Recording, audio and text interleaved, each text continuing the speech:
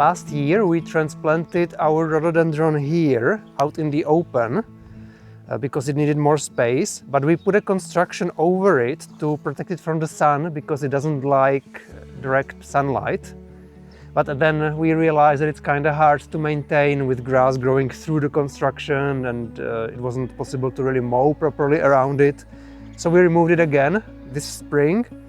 Also because some people say that it can still live or survive in the sunlight. We have conifer trees growing in the area all around it basically, and we are waiting for them to grow higher so they would provide shade for the rhododendron naturally. But that's going to take a few years, but we're now trying basically to see if it survives without the shade. It's flowering at the moment. It goes usually very quickly. It just flowers for a few days. So this side is now peaking, and this one is getting ready in the north. So these, you can still see buds getting ready to flower, but they will probably not flower all at the same time. So we are enjoying them now while we can. Yeah, they are so pretty. It's great. This rhododendron is very big. That's what we like, because we have new ones as well elsewhere. But they are still tiny, so yeah, it's always great to have big shrubs.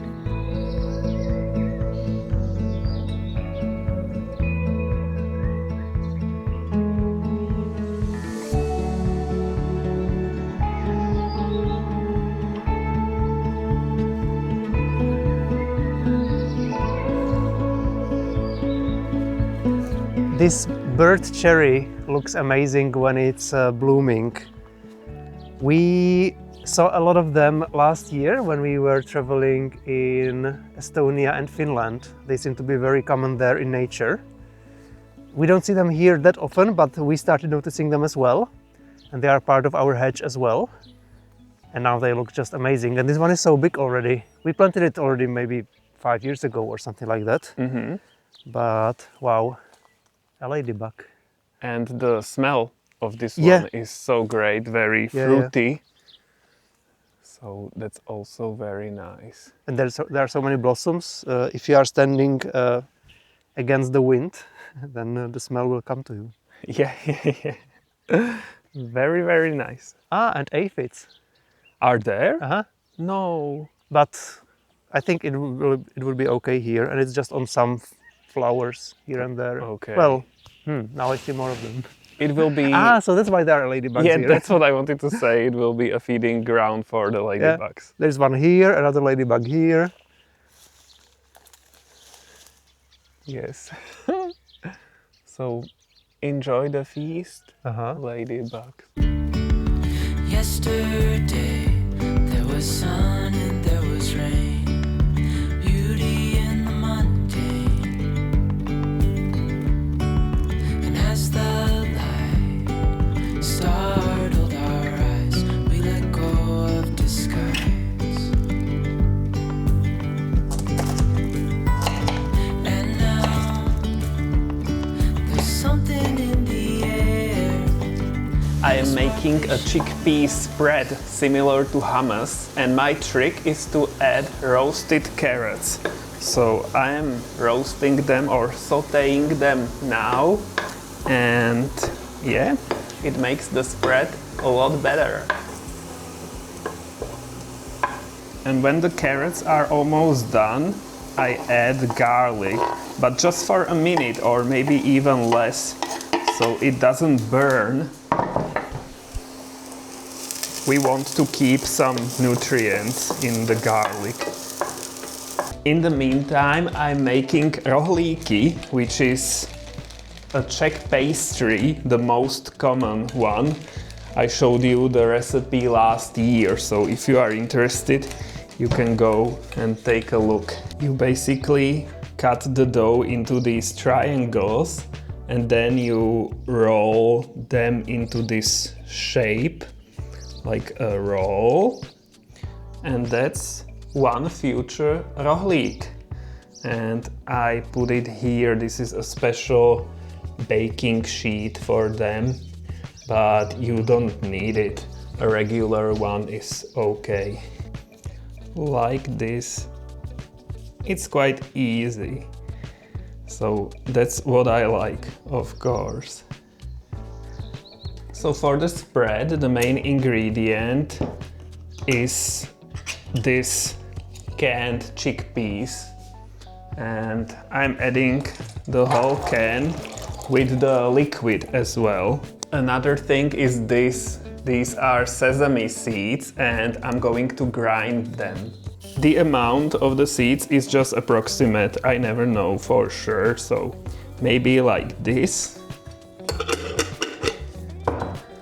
And let's grind this.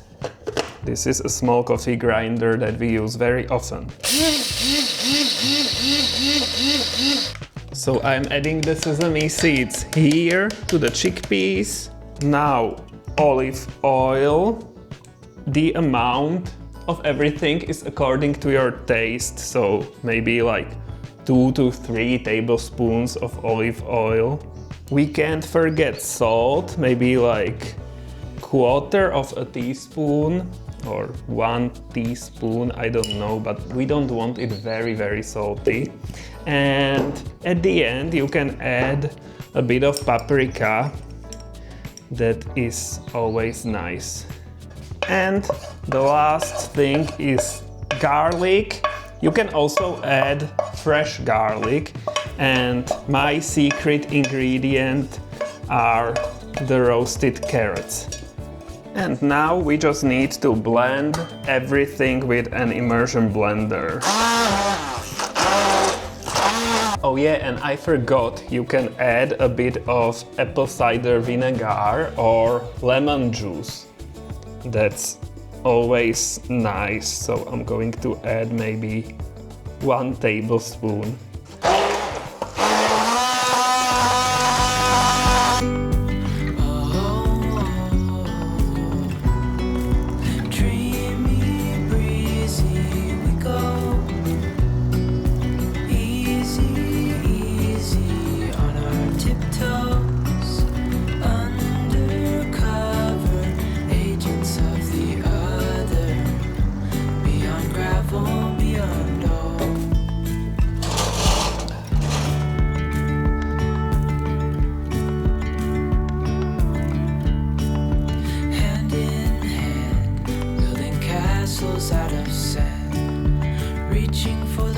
And our lunch is ready. My honeybee, Tommy, was mowing the garden. It's very time consuming, right?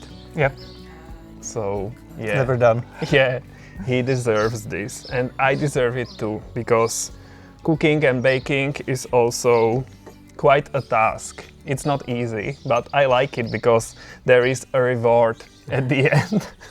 The food, so that's great. Better than grass clippings. Exactly. So you go first. The spread looks great, I think. The consistency is nice. Sometimes I make it too runny, but now it's holding greatly. Yeah, very greatly.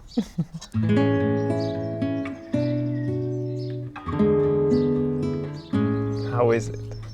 So good, guys. Yeah.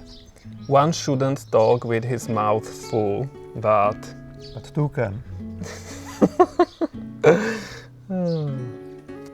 The best thing is when the pastries are fresh. That's always like, oh my god, yay. Fresh from the oven. Still warm. Yeah. Wow. It's always great to have lunch outside. It's so warm and pleasant and a lot of things are in bloom. So the surroundings are beautiful. And yeah.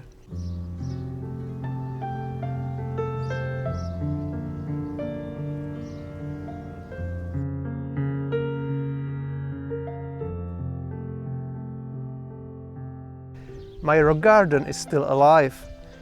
I planted a lot of different plants on it, and some of them didn't survive, but the ones that did survive are spreading now, and they are covering the surface of the rock garden, which is what I wanted.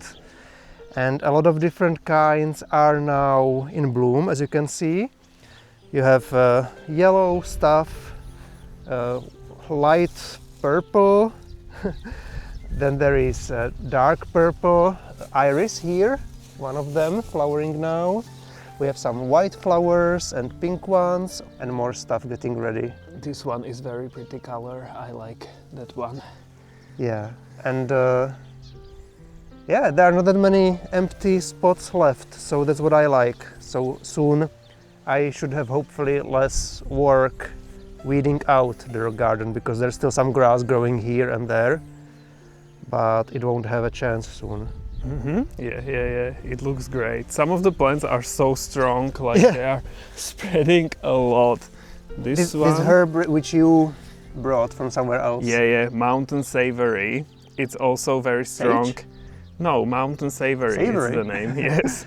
So that one is also very strong in my herb garden. Yeah. And this one is also spreading, which is great because the Yeah. flowers are amazing. That should be a phlox. Okay, phlox. Yeah, so it's very pretty here. Yeah, right next to our garden pond. So it's a Yes. nice combination of these two together. Exactly.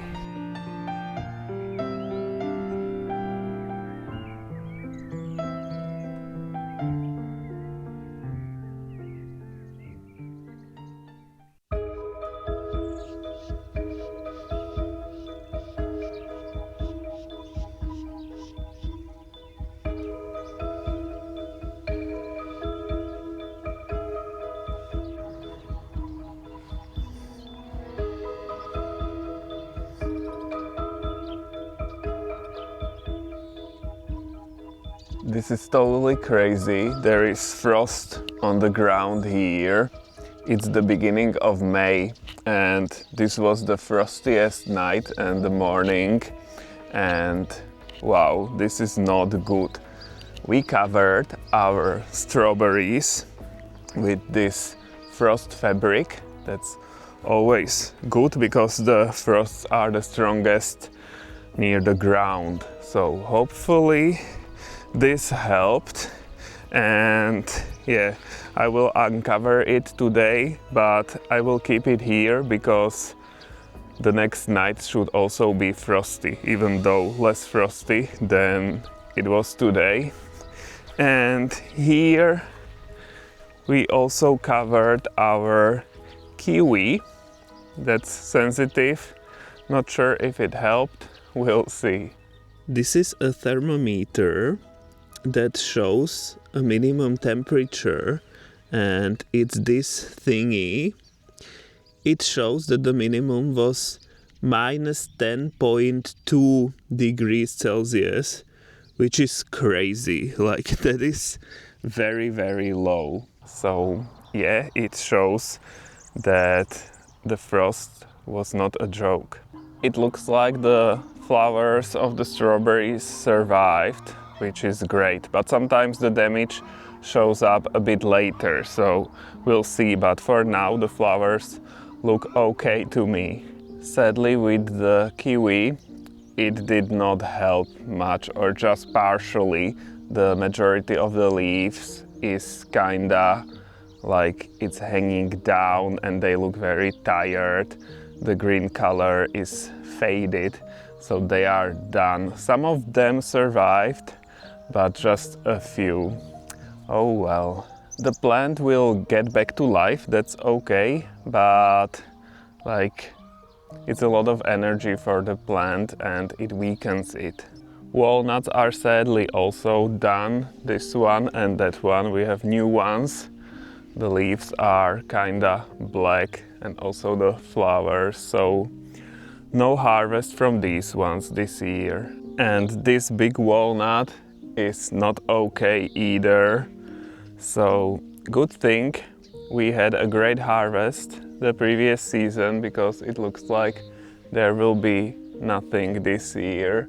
Sometimes the upper part of the tree is unaffected because it's warmer there, but we'll see, it's hard to say yet.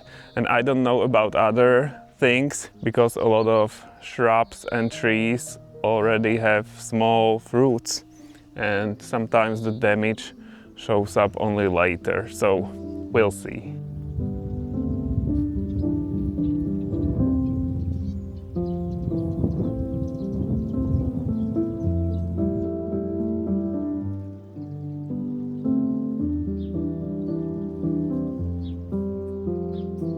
Another thing we need to protect against frost is this small fir tree, guys. So I just put this whole big pile of hay here. I had no idea until last year that fir trees are sensitive to frosts. It's so weird, but last year all these new growths, come take a look, these ones, these light green ones, last year, not these ones, actual these ones, but last year they froze and the tree then struggled the whole year. So now this needed to be done, and it looks like hopefully the new growths survived. But it should be just a normal fir tree, you know, so I don't know why it's so sensitive. Yeah, when you... It's so weird, yeah. And the rhododendron is done flowering or did it freeze? I don't know. It's so sudden. It looks suspicious, yes, very sudden. So maybe the frosts like also destroy the flowers of rhododendrons. I don't know. So the late spring frosts are no fun at all. They can do so much damage and I hate them. They come back so many times and it's just very annoying. I don't like them at all. But it looks like it helped Yes, covering yes. the tree. So hopefully this year it will grow a bit because we are waiting for our forest here in this area. So hurry up.